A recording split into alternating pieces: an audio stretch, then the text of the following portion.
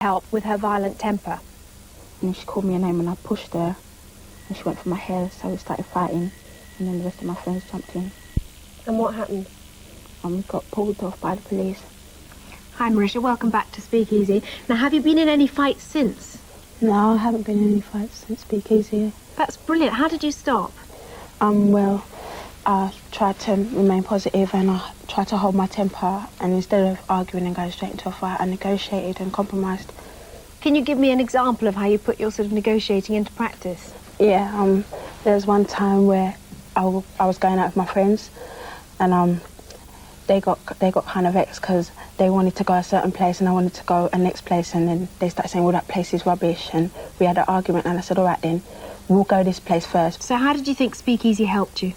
Well, I got a lot of advice from the doctor, and plus there was this other boy on the show that gave a lot of advice. His name was Leon, and he was talking about how it's not really worth it in the end because you get yourself into trouble. So you really felt that it helped you? Yeah, it did.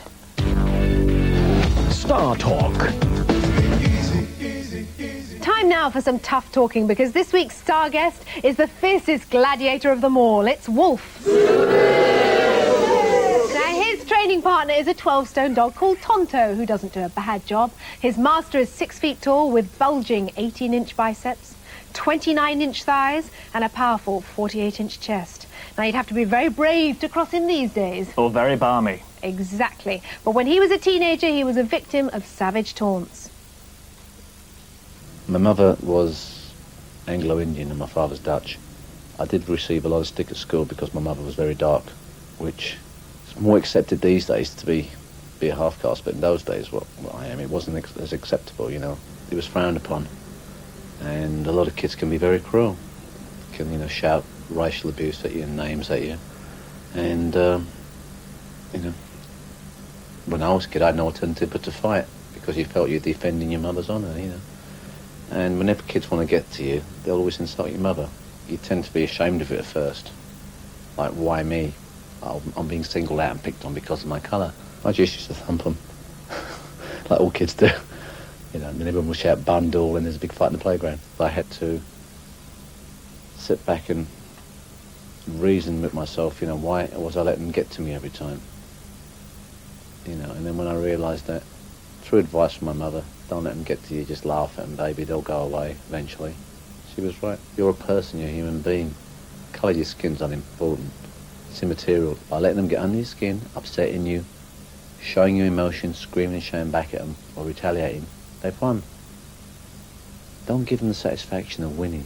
If you're black or a half-caste and you are being attacked, then I think you should go to a teacher, you know, go see somebody in authority, go see somebody you respect. And these days, the schools will follow up on this. That takes a lot of courage and determination to rise against abuse like that, doesn't it? Yeah, you know what I'd really like to see is those guys having a go at Wolf now. They wouldn't dare. They'd eat him alive. But that's the thing about these racists. They're ignorant, they're stupid, they're immature, but above all, they're cowards. But do what Wolf says, don't retaliate, just walk away and get help. Good. Time now for our main talking point. The big problem. And today we're talking about a very personal subject, losing your virginity and what pressures are put on you by friends to have sex before you're ready. Fintan will be talking to Tashana later, but first with me is Kat, who comes from Stoke Newington. Hi, Kat. Now, why do you want to stay a virgin? Well, one, as you know, if I don't, I'll be breaking the law because the age of consent is 16 and I'm only 13. I respect my mother a lot and she says it really isn't a good idea, and I suppose she knows because she's a nurse and all that. So what is the problem then? Well, the problem is that people rebuke me about it. They sort of imply that the younger you lose it, the better. We're talking about the girls at school, presumably. What do they like about it? Oh, as I said, they're always implying stuff, and they're always showing people in the class these dances that they do at parties and stuff, which are like really suggestive. What kind of day-to-day pressures do you get from them? If you don't tell them something personal, they sort of leave you out. And they have slang for everything. If you don't understand it, they leave you out again. Now, what's the worst thing that's happened? The worst thing that ever happened to me was one day I was in youth club and this girl asked me, I was going out with this boy, and this girl asked me, oh, have you got off with him yet? And I said, no. And She goes, oh, well, you're rubbish then. And I felt really bad. And what do you think they meant, though, when they said that? I think they sort of implied that I was frigid like an icebox. Did it change your relationship with your boyfriend at all? Well, I felt a bit jumpy when I was talking to him, and I thought maybe these people are right. Maybe he does want something more, and I just can't give it to him. I just don't want to. What does it make you feel about yourself, though? Well, it kind of makes me feel, well, shouldn't I sort of jump on the bandwagon with them and do the same as they do? So what help would you like from Speakeasy? I just want to know how I should deal with it. Should I listen to them? Should I just ignore them, or what? Well, I'm sure you're not alone here in this cat. So who else, anybody else here, feels really under pressure to lose their virginity? You do. Occasionally with people at school, especially people who have boyfriends and things like that. And how do they treat you? They treat me sort of as if I'm not the same as them, as if I should like have a boyfriend and maybe grow up a bit. Does anybody else face this kind of thing at school? You do. What happens to you? Well, some girls, they'll say, oh yeah, we had a shag in the bath or on the stairs, something like it's really good, and they're really grown up. Why does it upset you, do you think? Because I don't understand, I don't feel a part of it. Why do you want to keep your virginity? Because it's something special, something you should lose to someone you really care for. Right. Well, what about anybody else? Anybody else feel real pressure here, boys? They try and encourage you to have sex with people and say, oh, go on, you could have her, you could, she wants you and things, but you've just got to try and ignore them. And have you experienced pressure like that? Yeah, they do try and press you into it, and it is mainly to embarrass you. Well, who else feels that their relationship is under pressure? You do. Why? Yeah, well, at school, they would say, have you got a proper girlfriend? Yes. Have you shagged her yet? No. Then you haven't got a proper girlfriend.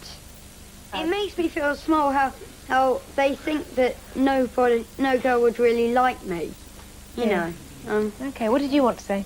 I know people that will come and tell me, they'll brag to me as though I really want to know about what they did. Like, I'll be eating my lunch and this bloke will come up and tell me all about what happened at the weekend with his girlfriend, give me graphic detail of what's going on. I said, I don't want to know, you put me off my food. Especially since I've seen his girlfriend, it's not, it's not very good. Well, listen, I have to ask, why is sex such a big deal? Why does everybody brag about it? And why is it, why do we all talk about it so much? Yeah. I know someone that's had sex and they brag about it all the time. And why do you think they do, though? Because they think that, they're bigger than everyone else. And I think they only did it, so they'd be ahead of everyone else. A lot of the braggers probably haven't lost their virginity. They're probably trying to cover up something they haven't done. Well, that was going to be my next point. Do we think that some of these people who are bragging about it, could potentially be lying? What do you think? Yeah? Okay. Who thinks that they're definitely lying? Well, it's all part of the sort of macho ethos. Have you ever been tempted to lie about it? No. No? Never. I'll take your word for that. Let's see some more true confessions here. What about you? 2 years ago, when I stood up in Cyprus, we used to play football a lot, and then afterwards we used to go down the pavilion, and a few mates used to talk about how they lost their virginity. They were, of course, older than me, and then they used to say, oh, I had a really good shag last night, and I used to say, yeah, I did too, and then used to make up a name and make up positions and everything. And they started. Now, why do you think you were so tempted to lie? Was it because of pressure or what? I was tempted to lie because I wanted to act bigger and act as though I used to belong with this group. Anybody else been tempted to lie, or perhaps tempted to bow to the pressure of it? I've been tempted to bow to pressure quite a lot because I've got friends who sort of sleep with their boyfriend, and then when I go out in the threesome with them, I tend to feel quite, so left out. Why do you want to save your virginity? Well, mainly I'm actually a Roman Catholic. And one of the beliefs is that you'll stay a virgin until you're married, and I'm quite a strong Roman Catholic, and I really want to stick to my religion. But do you feel that under all this pressure you could, even though you have very strong religious beliefs, you could be very tempted to have to bow to that pressure? I do feel that sometimes, yeah, but when I think again, I think, well, is it really worth taking the risk? Well, this seems a good moment to turn to Fintan and Tashana. Tashana has experienced many of the pressures that we've heard about today and feels that she has a lot of advice to give. Hi, Tashana. Can you tell me what sort of pressure were you put under to have sex? Like some of my friends were going on about, oh, they had sex and everything, how good it was, what positions they'd done it in and stuff, and I felt kind of left out, you know what I mean? And what sort of age were the people who were pressurising you? Well, one of them was 13 at the time, and she had sex with plenty of boys, and she kept going on about it, and I was really good. So how did that make you feel when a 13-year-old is telling you to have sex? Oh my God, I'm 15, she's 13, and she's had sex before me. Right. I thought, oh my God, I felt sad. So you eventually did give in. I mean, why did you give in? Gave in because I wanted to experience it and, you know, just see what it was like and see if it was enjoyable. So how did you feel afterwards? Do you think you made the right decision? Well, it was all right, but, you know, I didn't think I made the right decision because breaking my virginity at 15 is not really good, you know what I mean? And, I mean, we all think that if you have sex with somebody, it brings you closer. I mean, do you feel closer to your boyfriend? Every time we saw it together, we'd end up having sex or something, and I didn't really want that, you know what I mean? So did that cause rows? Yeah, it caused lots of rows. I used to get sent out of lessons and sent to this, like, duty room where, you know, where I'm alone in the room and doing my work and stuff. Because we used to argue in lessons and everything. The teacher used to say, keep our personal business out of school, and... So things got really bad? Yeah. And then your mum found out? Yeah, my mum found out and she really blew her top and sent me to Leeds. So she actually sent you away? I mean, how did that make you feel? I thought, oh my God, if I'd never done it, I wouldn't be in this trouble right now, you know what I mean? So did you feel you let your mum down? Yeah, I felt guilty because, you know, I was always a little girl because I'm an only child and I lost my virginity and she was really upset about that, you know what I mean? I wish I waited, like, to find somebody special because I'm not even going out with the boy anymore. It wasn't worth it getting sent to Leeds and I'm not even going out with him. So how are things for you now? Are you still in Leeds? No, I'm back at home now and everything. I've got a new school, new boyfriend. Can I just ask you, Tashana, I mean, after all you've been through, what advice could you give Kat here and also those that we've heard from today who really feel under pressure to lose their virginity? Well, don't take any notice of them people who's pressuring you. Just use your initiative and think of what you want, you know, do what you want. It's up to you. Not Has that been of help, Kat? Yes, thank you very much. Yeah, good. Speakeasy makes sense. Why do people make it so hard for those who want to stay virgins? The people who put you under pressure sort of divide into three main groups. Firstly, there are people who have lost their virginity and they regret it and they think, wow, I feel better about myself if you lose yours. Then there are those who are still virgins but pretend they're not, and they put you under pressure because it takes the pressure off them. And thirdly, I mean, there are people out there who are having sex, they're enjoying it, and they're just wondering why you're missing out on all the fun. But what can you say if friends are pressurising you to have sex? You don't have to justify what you do in your relationships and what you do with your body. But I think if you do have to say something to them, then why not say that you'd rather wait till you're in a relationship where you feel comfortable and there's a commitment there, because you don't want to lose something as important as your virginity just to any old person. You could say you don't have to worry about AIDS, sexually transmitted diseases, or unwanted pregnancies. I think you should tell them that it's not a race, you're not in competition with them. Ask them, you know, why are they so bothered about whether you're a virgin or not? I mean, what is their problem? So when is the right time to lose your virginity? Remember, if you're under 16, you're breaking the law. Now, this isn't a law made by old fuddy-duddies to stop your fun. It's a law designed to protect you from too early intercourse in life, which, as we've heard, can cause a lot of problems, emotional and sexual, later on. But I think the take-home message is, if you're not sure, don't. Thanks, Finton. The bottom line is, don't let other people tell you how to live your life. Now, we've got lots more help and advice on this and every subject we've tackled today in our free fact pack. Details after the show. But it's time to say goodbye for this week. We'll be back same time, same place next Saturday to tackle more of the problems that you want to talk about. Until then, enjoy the rest of the weekend.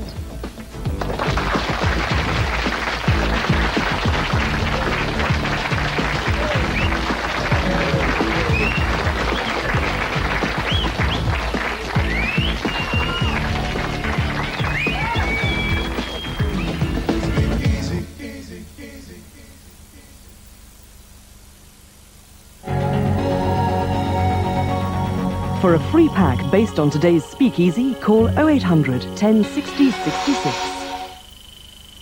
Later this afternoon, Ian St John has coaching tips for budding footballers, and Jurgen Klinsmann reveals some tricks of the trade in Saints Soccer Skills. That's today at 3. After the break, we join Carol Barnes at ITN for the lunchtime news. Now on London Weekend Television, we join Emma Forbes and Dr. Fintan Coyle to talk to teenagers about some of their special problems in Speakeasy. Speak easy. When you got a little problem, don't keep it in. You gotta let it out, let it out. It's time for us to begin. We're gonna sort it out, sort it out. If it's your boyfriend, your girlfriend, or bullies at school, or people trying to make you feel like a fool. Speak easy, that's what it's all about. Speak easy, yeah, speak easy. You can say what you want and show how you feel. Oh yeah, speak easy. It's all up to you to let your problems through.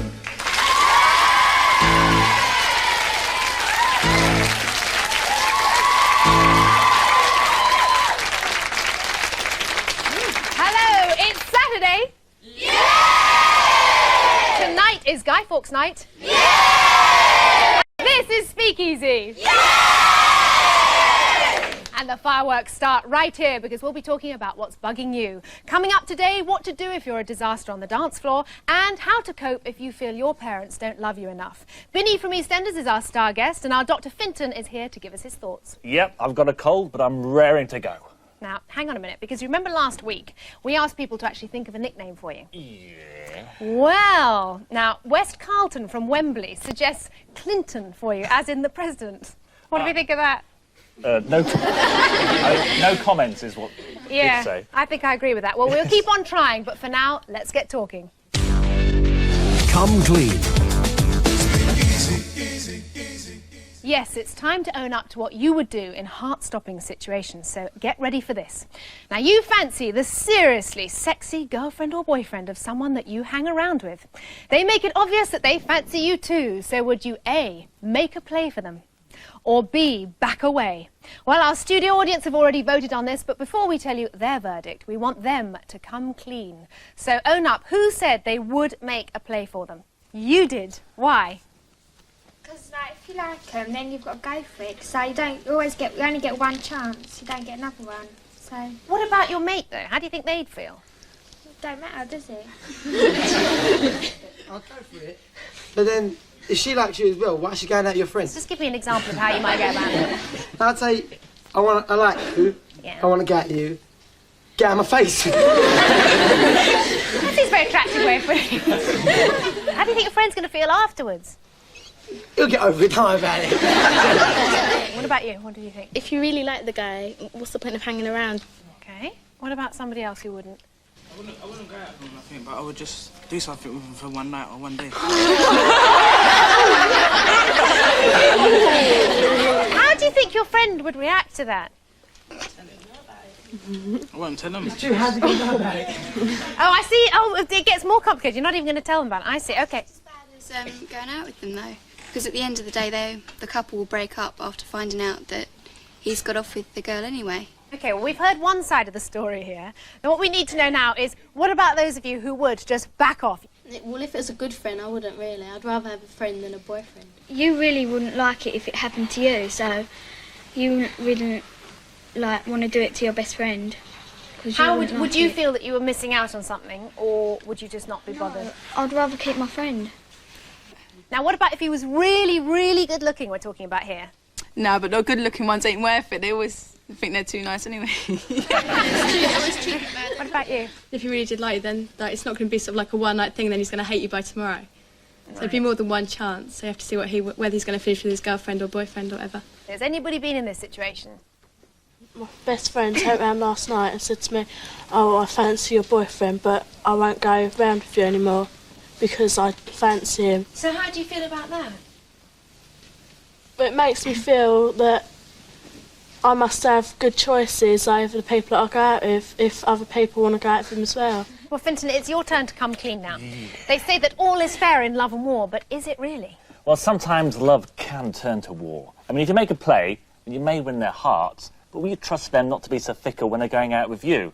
If you back away, you're not treading on your friend's toes, but you may be missing out on a really torrid romance. So how would you deal with this quandary? Now, everything comes to he who waits, Emma, so I'll just hang on in there, wait for them to split, and when they're split, then I'd make my move. And you never know, Emma, whilst I'm waiting, there may be some gorgeous Emma Forbes lookalike who I meet who is available. Yeah, you can live in hope, Finton, you can live in hope. Anyway, it's the moment of truth now. How did our audience vote? Well, a loyal 62% voted for backing off, but a heartless 37% admitted that they would try to steal the girlfriend or boyfriend. And one person said, it depends. They couldn't make up their minds. Would you have given in to the temptation at home?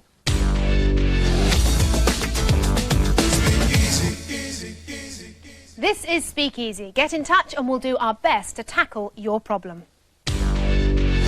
Post your problem. And this is one that could ruin your social life. Jenny from Silvertown says, I can't dance, I've got no rhythm and my arms and legs are all over the place.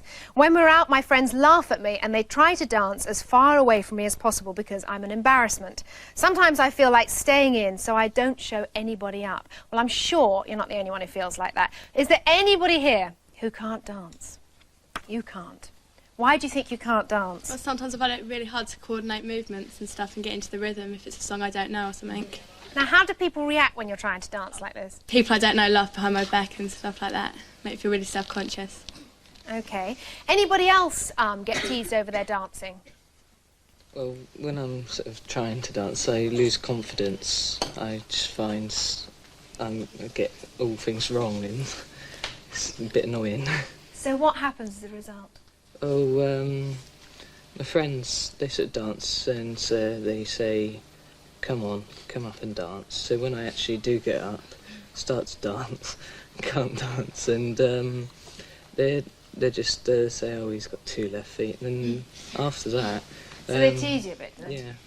We went back to school the next day and they're going up to my other friends at school, oh, don't go to party with him, he can't dance. Right. Well, I mean, not being able to dance can be very embarrassing. Who understands how that feels? You do. Well, I was on holiday, in the 6 weeks holiday, and my mum got me up for a dance, so I was trying to dance away, and then suddenly the DJ went, oh my God, what is this person doing here? Is he in slow motion? Oh no, it could be the boots, he said. I was really red, I was just looking down at the floor. We've heard from people who can't dance, but who has a friend who can't dance? I had a friend and she was like a really bad dancer and it was quite embarrassing and we were trying to move a bit away from her and we couldn't help not to laugh, but after we felt really guilty as well. Do you think it really hurt her feelings? Yeah. I remember ages ago I went to this youth club thing with one of my friends and she looked really weird, you know, she couldn't get into the beat or anything, okay? And I felt like really embarrassed for her and for me because it's not the in thing to be seen with someone who can't dance, you know? No, because it's embarrassing. Yeah. And what about you? My best mate and me went to a club and like we was dancing that and there was these girls there and halfway through the song, yeah, we realised he couldn't dance at all and he like had no rhythm, he was just like really stiff. You know, he was just waving his arms about in the air and kicking his feet, and so like we moved away, but not enough so he'd realise. But then like everyone else started laughing, so you know you don't want to be seen with someone like that. Now, even if you can dance, it doesn't always stop you from embarrassing yourself. So, who's had a dance floor disaster? Once at this Butlins like disco dance for kids, it was like it went into this birdie song. And everyone like started doing the flap with the wings thing. Yeah. And including you? Oh, me. Yeah. And we did like the walk backwards bit, and there was this girl behind me, and she was doing it really weirdly, and she stepped into me. I fell over her, and someone else fell over her, and it was just like a domino rally. Let's face it, the birdie song dance was pretty embarrassing anyway, even if you could do it. What about anybody else who's got a dance floor disaster? Yes. So I'm dancing around with this drink and my friend's really showing off, kicking my legs in there, and I fell over a shoe and this drink went all over the man supervising the disco and I hit the deck and it was just so embarrassing. And you hit the deck on top of that? And then I ran into the girls' loos and wouldn't come out for the rest of the evening. Now, being a bad dancer not only causes problems between friends, but it can actually spoil your love life as well. Who agrees with that it can actually really spoil? You do. Why? I was at a party. They have a sort of disco there, and this girl, she knew I couldn't dance all that brilliantly, but I got up after a while, started to dance, and she thought sort of, oh, he can't dance, and sort of walked off. Oh, you're joking? Yeah. What, so that was it? Did you hear from her again? Not really, no. Who has actually fallen head over heels in love with a bad dancer? You have. This really gorgeous boy came up, and I'd had my eye on him all the time, and I was hoping he'd come up, and he asked me to dance, so I said yes. We got up, and it was a slow dance, and it was terrible. He kept treading on my feet, and he was crushing me to death. I just couldn't breathe, and I sort of said, "Oh, I think my boyfriend's getting jealous. I think I better go. I can see him giving me the evils." Has anybody actually been out with a bad dancer and tried to teach them how to dance? Yeah. What was wrong with his dancing? He had a way of dancing which made me feel really uncomfortable. I went out with him for quite a while, and we hadn't danced at all, and I thought that was sort of missing from the relationship. So one day when I was in his room, I said, "Well, put on a slow song, we'll have a slow dance and see how it goes." We started to dance, and he was like sort of eating my hair, treading on my toes, and he just go really mad, and I felt really uncomfortable. It's quite a turn-off, really. So what happened after that? Well, a couple of weeks later I broke up with him. There's lots of reasons why I broke up with him, but that was one of them, because it's just really unattractive. Okay, well, let's go to Fintan here. I mean, Fintan, bad dancers have a tough time, and it's made even worse by people laughing at them. So what can they do about that? You've got to remember, when people tease you, it's because they want to upset you. So if they see you're upset, they're winning. So the best defence is to laugh with them and admit the fact that you can't dance. That way, it spoils their fun. But why is dancing so important in the dating game, and how can you save your love life? It's a well-known fact that if you ask someone to dance, you're really saying you fancy them. So if you want to swing in love life, you're going to have to learn to swing your pants. Well, that's easy to say, but how do you swing your pants? Well, you have to relax. Feel the rhythm, get in the groove, and practice, practice, practice. Get into that bedroom, stand in front of that mirror, put the tape on. Just do some simple steps that you've seen other people do. Why not get your friends to teach you? But if you really haven't got any rhythm whatsoever and you're completely useless, why not get dancing lessons? The way you said that sounds like you might have a bit of experience of being a bad dancer yourself, actually. Yeah, I haven't danced for about 10 years. I'm terrible. Well, don't worry about what people think. Just get out there and enjoy yourself and be individual. Let us know how you get on as well. Star Talk. Our star guest this week is an East Ender born and bred. She was born in a pub in Bow, and she's now a regular at the Queen Vic in Albert Square. Sophie Langan, better known as Binny from EastEnders, really worked hard to get where she is today, but a major setback in her teens almost blew her chance of success. Basically, all my friends passed and I failed them. So from then on, I was down, very depressed as a 16-year-old. I lost a lot of weight. I couldn't eat, I couldn't sleep, I couldn't go out, basically. I just felt paranoid that people thought thick girl, you know, stupid, failure, whatever. I just became very lethargic and just kind of useless and floppy, and I just used to, you know, slob about, and I just did not function. And I felt that my friends didn't want to know me anymore because, you know, they'd all passed their exams. I was the thick one, I was the, you know, the stupid one that wasn't in their group anymore. And it was terrible, and I was horrible to the people around me as well, my family or whatever.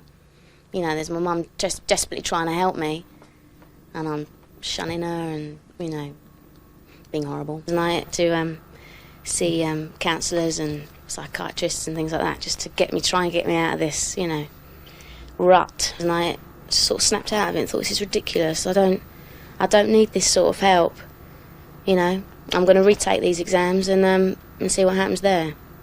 And then I just pulled myself together and did it. What I'd say to kids now who fail exams is don't let it get you down. I mean, it is not the end of the world, and something else will happen. Something else will come up. If you've got your heart set on a certain career and you failed the exams that you needed for that, think about it, reassess it, retake them.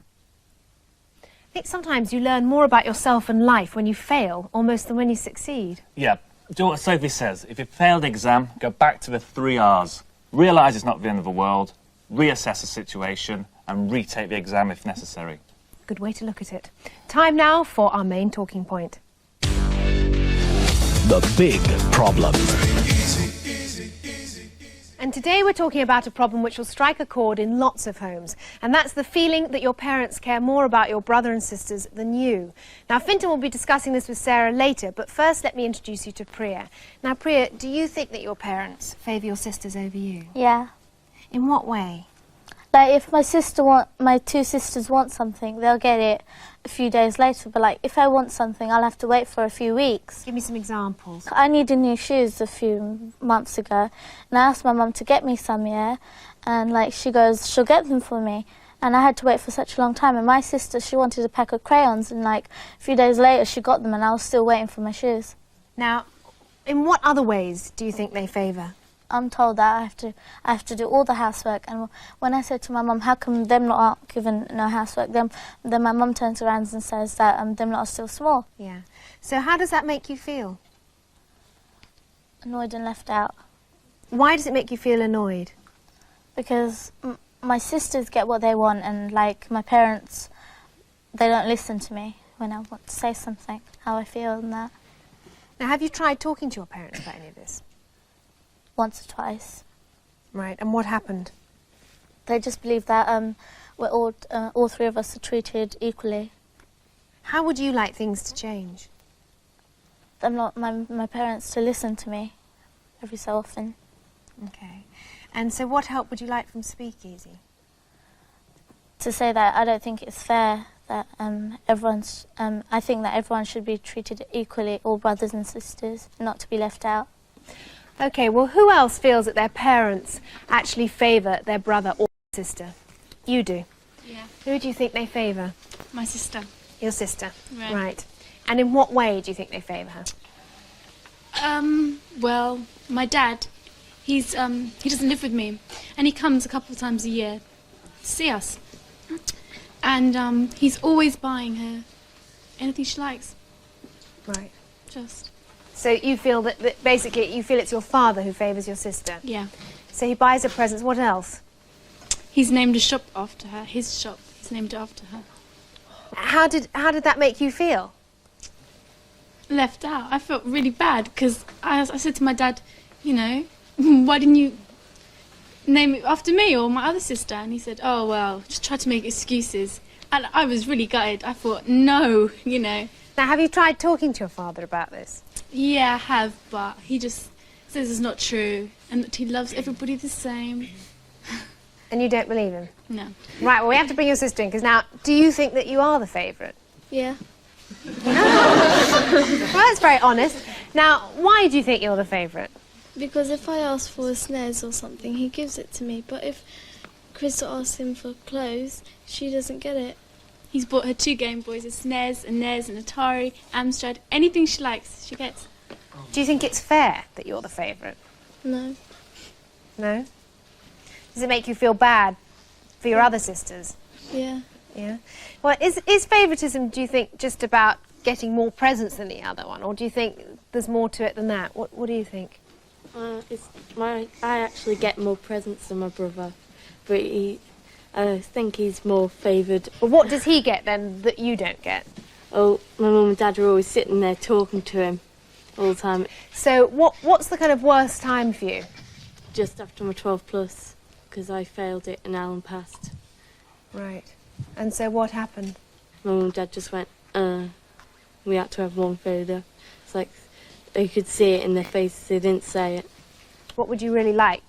To actually talk to them, not have them say, Ruth, you're talking rubbish, and start a conversation with Alan. Okay.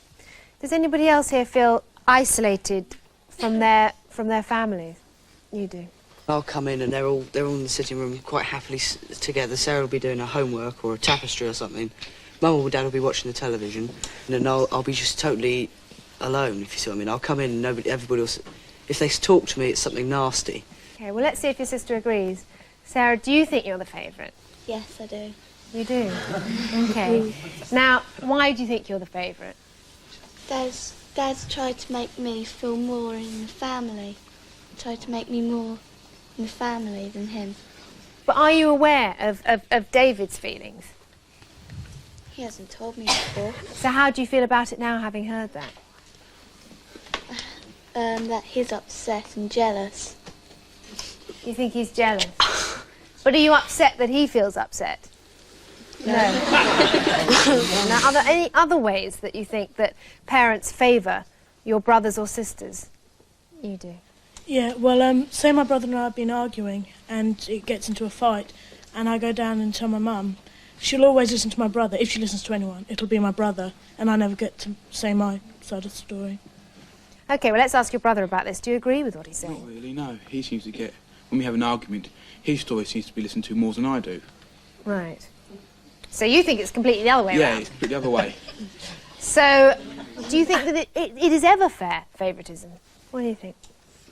Well, no, it isn't, but obviously it happens because parents think one of the member of the family, usually a child, is the black sheep of the family. He's not as good as another one. They're all your own flesh and blood, and you've brought them up all that time. How can you treat one different from the other? Hang on 1 second, what do you want to say? It's not fair, but it does happen because, like, I'm a family, there's 4 of us, and, like, there's only 1 boy and there's 3 girls, and that 1 boy gets treated more different to us because he's, like, the one son. No, that's what my mum says. He's my one son, leave him alone. Well, we've basically got some very strong views there, and I mean, all this resentment must have a pretty dire effect on your home life. I mean, who would agree with that? You would. Well, I've got an older sister and a younger sister, and sometimes we end up having such big rows about it. I just get so depressed, and I feel like I want to cry for no reason. So does it cause many fights at home? Well, we all end up shouting at each other, and it's embarrassing to go outside the next day because the neighbours will be looking at you. And once it even got so bad that neighbours had to come around and ask if anything was wrong. Well, this is a good moment to bring in Fintan and Sarah, who knows how many of you are feeling and also has some ideas on how to deal with the problem. Hi, Sarah. Hi. Welcome to Speakeasy. Can you tell me what happened to you? Well, I used to feel really inferior to my older brother because he's really intelligent. And do you feel that made him be treated differently? At the time I did, yeah. So in what way was he treated differently than you? Well, I felt left out and I felt that my parents listened to him more and that they'd respect his opinions more. So how did that make you feel? Really left out and depressed. I mean, was there a time when it got really bad and you were really upset with it? When he was doing his GCSEs, I was taking end-of-year exams, and it just felt to me as if everyone was taking so much attention over his GCSEs and that I was just doing my exams for nothing. I mean, did you ever tell your parents how you felt? When I felt it, I used to get really upset and I used to get really stroppy, and so they didn't take me seriously. But I think if I approached them in a different way, they maybe would have taken me more seriously. So how do you feel about things now? I feel that it was all in my mind. So how did things change? As I grew older, I turned to my friends more and less to my family. So, I mean, as you grow older, do you think what your parent feels about you gets more or less important? I think it stays just as important, but other people's opinions become more important. So what would you feel a real turning point was in the situation for you? I think I just grew out of it, and as I grew up I realised that I had things that I could do better than him, and so I just felt equal to him. They treated him differently because he was a different person, and so they just treated us both as individuals. Can I just ask you, Sarah, what advice would you have for Priya and everybody else here? The advice I'd give is that your parents probably do love you just as much as your sisters, so just show it in a different way, and so just don't let it get you down, and talk to people about it as well. Talk to your friends. Will you try talking about it? Yeah. Yeah? And it will get better. Speakeasy makes sense. Fintan, what should you do if you feel your parents favour your brother or sister? I think you have to be fair on your parents. It's very difficult to treat 2 individuals, maybe of a different age, even of a different sex, who have different needs and different expectations. You just can't treat 2 people like that the same. It's normal for a parent's attention to swing from one child to another, but that doesn't mean one is more loved than the other. But what if your parents really aren't being fair?